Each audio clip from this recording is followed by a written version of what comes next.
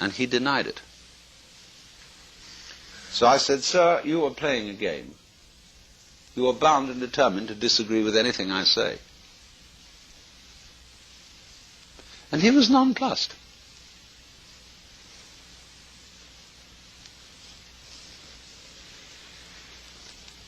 So, you see, we are under this tremendous social pressure, because talking with each other is our principal means of communication. And so more and more it hypnotizes us. When you hypnotize a person, you do it chiefly by talking.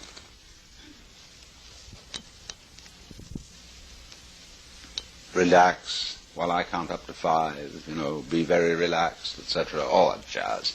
And so it is the word which spellbinds us. Look at that word, to spellbind. A victim of spelling.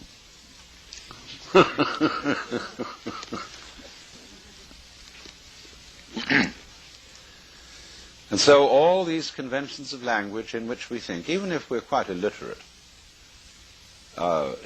people think in words just as much as literate people. In other words, an ordinary ignoramus is just as much, if not more, under the spell of words than an intellectual. Children, as soon as they're taught language, become absolutely clobbered by it and resent tremendously being called something. So if I say Johnny's a sissy, he called me a sissy. And children are absolute victims of the calendar. They want to know when it's going to happen. How soon is Christmas? How soon is my birthday? And you want time to go in jerks from one festival to another, because they are so poisoned by adult conceptions. They have no antibodies against them.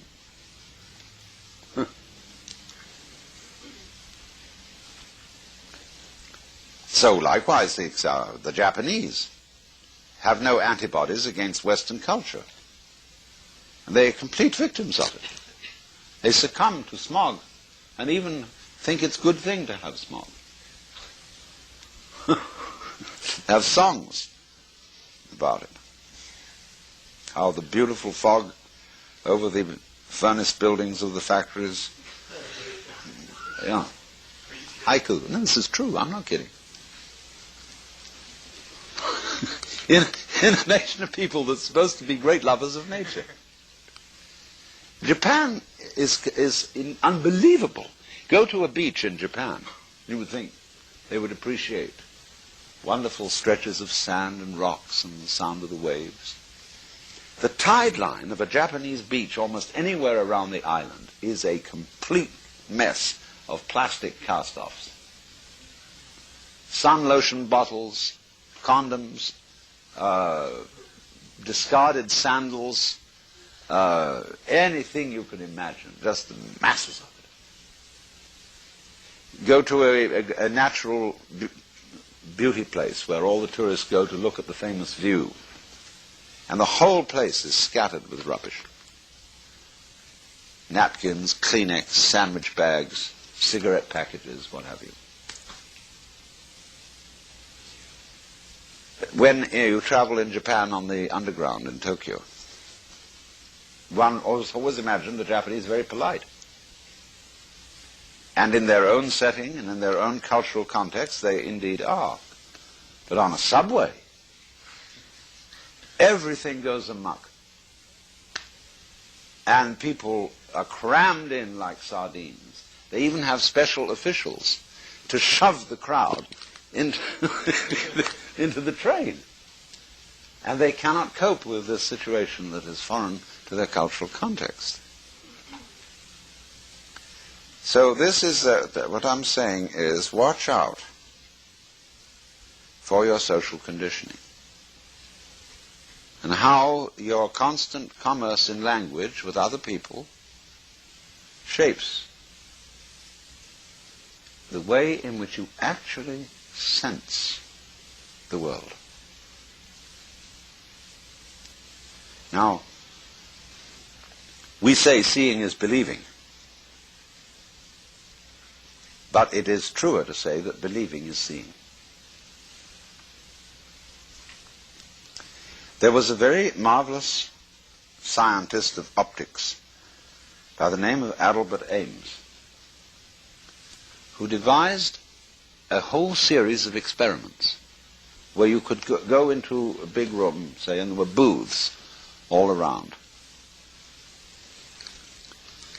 And in these booths, there were exhibits that defied the laws of logic, or seemed to. There was, for example, the marvelous experiment of the trapezoidal window. You make a window frame, one side of which is much longer than the other, see?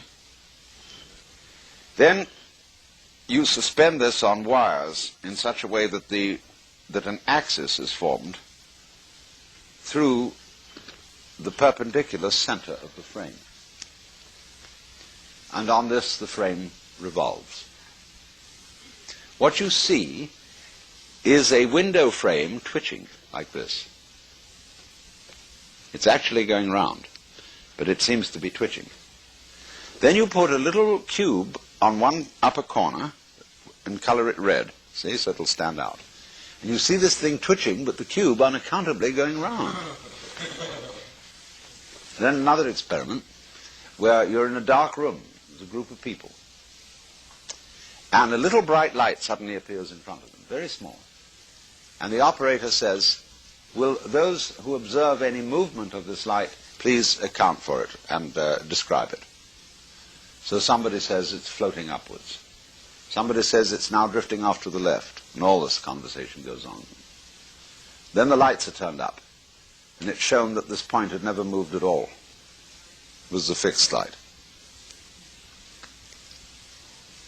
So there are all kinds of things. I mean, Ames only scratched the surface of what we see because we believe in it. We see what we want to see, or what we're supposed to see, and are not really very aware of what's going on. Now, all stage magic is based on this. And this is why one can learn a great deal about mysticism from stage magic. What the magician does is he persuades you to see what you expect to see. But in the meantime does something completely unexpected. Your attention has been misdirected. He says, look at this. I want you to look at it very carefully because we don't want any hocus pocus around here. See? So I want you to examine this thing I'm showing you and be sure there's no hocus pocus.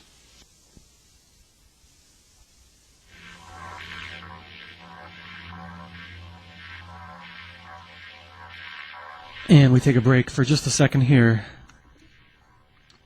Just to let you know that you're listening to Alan Watts on WFMU, Jersey City, New Jersey. Tonight's lecture, Who is that knows there is no ego?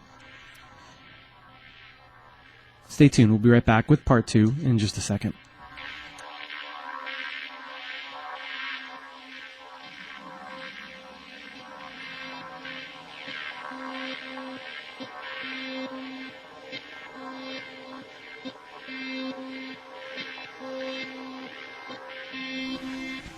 Meanwhile, he's doing something that you don't notice at all and laying a trap. So that when you understand the nature of stage magic, you think, God damn it, how simple that was. Why didn't I see? Why was I such a fool as I overlooked this idiotically simple trick? And the best tricks are the simplest and don't involve complicated apparatus at all. The best stage magicians are the ones who will stand in the middle of a crowd of people You know, with no stage hocus pocus or wires or trapdoors or anything like that.